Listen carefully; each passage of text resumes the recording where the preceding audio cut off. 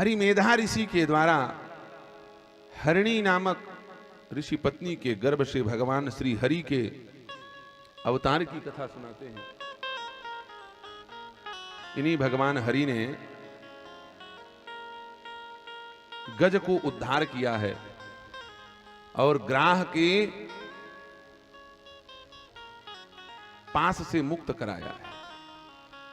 त्रिकूट पर्वत पर जो क्षीर सागर में स्थित है एक विशाल गजराज रहता है जो 10,000 हथनियों के सहित भ्रमण करता है।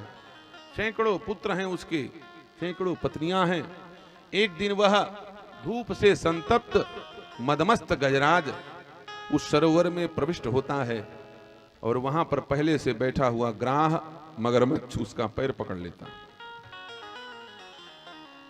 जल के भीतर ग्राह की शक्ति बढ़ जाती है। 10,000 हाथी के ताकत वाला गजेंद्र उस ग्राह से मुक्त नहीं हो पाता।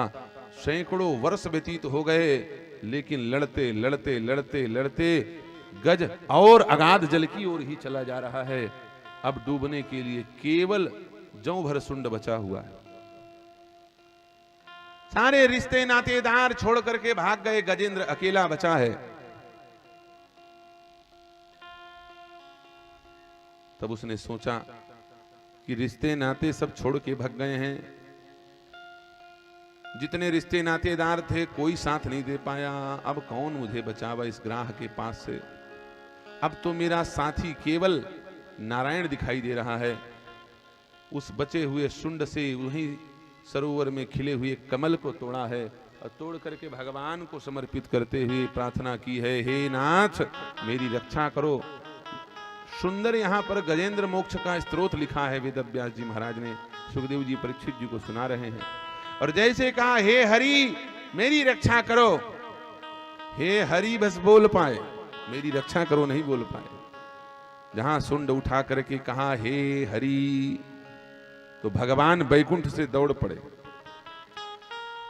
गरुड़ जी को कहा तेज चलो। गरुड़ ने कहा बोले महाराज लास्ट स्पीड है, इससे ज्यादा तेज गति से भाग नहीं सकते, ज्यादा तेज चलाओगे तो इंजन फेल हो जाएगा। जय सिया राम। भगवान ने कहा इस गति से जाओगे तो मेरा भक्त गज बचने वाला नहीं है, गजेंद्र नहीं बचेगा। अब तो मैं अपने ही वेग से चलूंगा। एक पैर बढ़ाया है महिमा शक्ति का आवाहन करके और एक पैर गरुड़ के पीठ पर रखा है और भगवान ने इतनी तेज गति से अपने चरण को बढ़ाया कि दूसरा चरण गजेंद्र के पास पहुंचा है और पहुंचते ही चक्रराज सुदर्शन से गजेंद्र को मुक्त करने के लिए जिसने गजेंद्र का पैर रखा हुआ है उस मगरमच्छ का मस्तक काट दिया है और गजेंद्र मुक्त हुआ है। उद्धार करने के लिए किसने बुलाया? गजेंद्र ने बुलाया। और सच बताओ गजेंद्र का उद्धार बाद में हुआ, पहले उद्धार किसका हो गया? ग्राह का हुआ। वो फ्री में तर गया। एक के साथ एक फ्री ऑफर चलता है ना दुकान में, हैं? एक ठो शर्ट खरीदो तो 2 फ्री मिल जाते हैं। गेट 1 गेट फ्री कहते हैं उसको, है नहीं? ऑफर। भगवान के यहाँ ऑफर है भैया, तुम्हारे कुल का एक आदमी भगवान का भक्त बन जाए, पूरे कुल वाले बिना पास के तर जाओगे।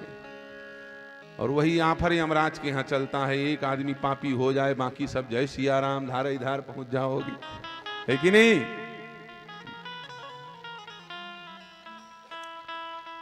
भगवान ने कहा जिसने मेरे भक्त के चरण पकड़ा हुआ है पहले मैं उसे कल्याण करूंगा, उसको सदगति प्रदान करूंगा, उसका कल्याण करूंगा।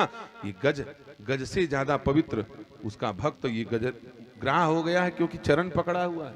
बोले महाराज चरण खाने के लिए पकड़ा है। अरे बोले चाहे जिस पकड़ा हो, लाइट को चाहे तुम मजा लेने के लिए पकड़ो चाहे सजा लेने के लिए पकड़ो, मरोगे चिपक के, करंट आएगा ना।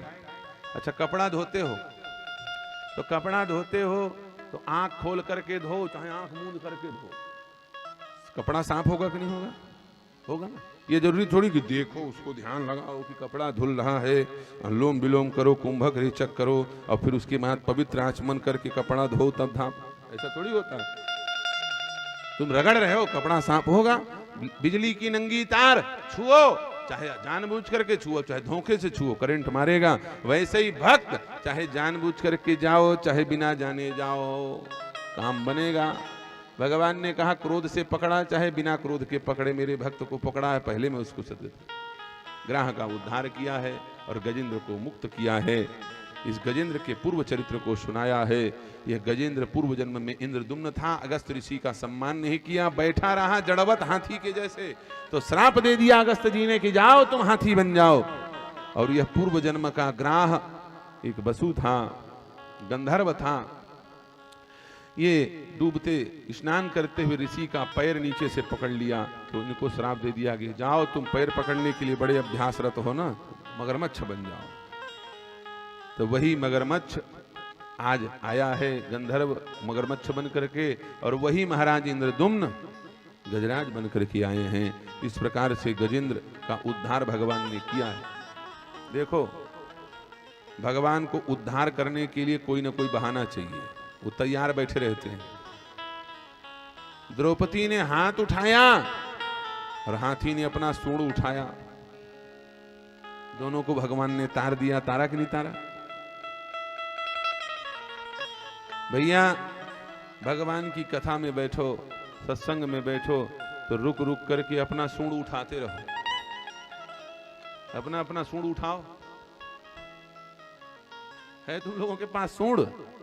अरे हाथी के पास तो एक सूंड था, तुम्हारे पास तो दो दो सूंड हैं। बोलिए श्री राधा रमण लाल की। ये दो दो सूंड हैं, इसको इसीलिए उठवाते रहते हैं संत महात्मा। इनको उठाते रहो तो भगवान समझेंगे हाँ समर्पण कर रहा है।